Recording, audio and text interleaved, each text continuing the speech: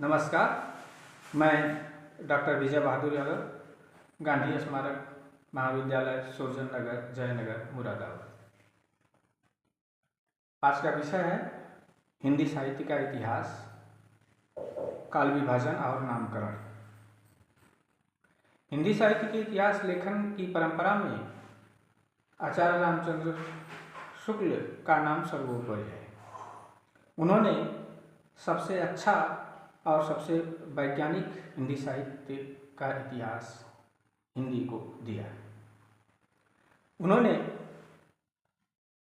हिंदी साहित्य के इतिहास नाम से ही अपनी किताब लिखी, जिसमें उन्होंने हिंदी की शुरुआत 1050 से मानी है। अपभ्रंश साहित्य को वो हिंदी से अलग करते हुए देश भाषा काल या देश भाषा के साहित्य को लेते हुए उन्होंने शुरुआत की और इस लंबे अवधि को उन्होंने मुख्यतः 4 भागों में बांटा। आदिकाल 1050 13 से 75 संवत तक, पूर्व मध्यकाल 1375 से 1700 संवत तक और उत्तर मध्यकाल 1700 संवत से लेकर 1900 संवत तक, गद्यकाल 1900 से लेकर 1984 संवत तक। अब नामकरण को लेकर के आचार्य रामचंद्र शुक्ल का अपनी स्थापना रही, अपना सिद्धांत रहा है कि नामकरण ऐसा होना चाहिए जिससे ये पता चले कि उस समय का साहित्य कैसा है, क्या है, उसकी प्रमुख प्रवृत्तियां क्या हैं। इसको ध्यान में रखते हुए उन्होंने पहले काल को, आदिकाल को नाम दिया वेदगाथा काल, और पूर्व मध्यकाल का नाम भक्तिकाल, उत्तर मध्यकाल का नाम रीतिकाल और आधुनिक काल का नाम गद्यकाल नाम दिया।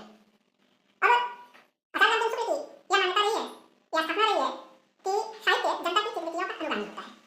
जैसे जैसे जनता की चित्तवृत्तियां, जनता की सोच, जनता की विचारधारा में परिवर्तन आता जाता है, वैसे वैसे साहित्य की प्रवृत्तियां, साहित्य की विशेषताएं भी बदलती जाती हैं।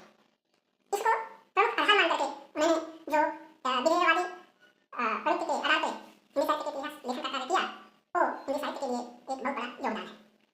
आचार्य रामचंद्र शुक्ल ने वेदगाथा काल में रासो साहित्य को प्रमुखता दी। विसर्जन रासो, पृथ्वीराज रासो, कुमार रासो आदि कई रासो साहित्य को रखा। भक्तिकाल को उन्होंने 2 भाग में बांटा, निर्गुण धारा और सगुण धारा।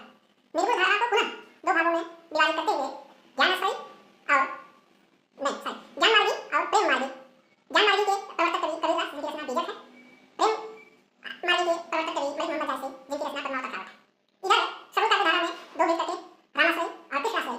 रामाश्रयी के अंतर्गत गोस्वामी तुलसीदास प्रवर्तक कवि हैं और उनकी रचना का नाम रामचरितमानस, कविता की पत्रिका, हनुमान बाबू का है। और इधर कृष्णाश्रयी के प्रवर्तक कवि सूरदास, जिनकी रचना है साहित्य लाली सुरसागर है। इसी तरह से वेदगाथा काल को भी उन्होंने मुख्यतः 2 भाग में बांटा, रीति ग्रंथकार कवि और रीतिकाल के अन्य कवि। जो रीति को आधार मान करके उसके लक्षण निरूपण के आधार पर जो लोग साहित्य रचते थे, उसको उन्होंने रीति ग्रंथकार कवि के रूप में रखा, और जो रीति मुक्त थे या अन्य कवि थे, उनको अन्य रीतिकार कवियों में रखा। आधुनिक काल, चूँकि उनका वर्तमान काल था, उनका अपना समय था, उस पर उन्होंने कुछ ही समय तक के साहित्य का और साहित्यकारों का उन्होंने उसमें मूल्यांकन किया, रखा।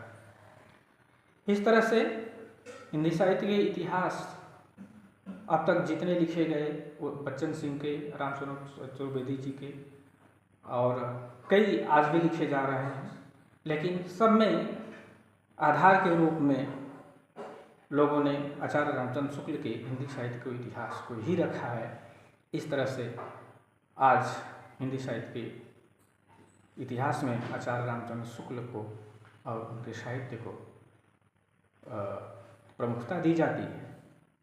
हम अध्ययन की दृष्टि से साहित्य ग्रंथों के रूप में देखें तो डॉक्टर नगेंद्र द्वारा संपादित हिंदी साहित्य का इतिहास, बच्चन सिंह का हिंदी साहित्य का दूसरा इतिहास, और रामस्वरूप चतुर्वेदी जी का, इस तरह से कई हिंदी साहित्य के इतिहास ग्रंथ हैं जिनका अध्ययन किया जा सकता है।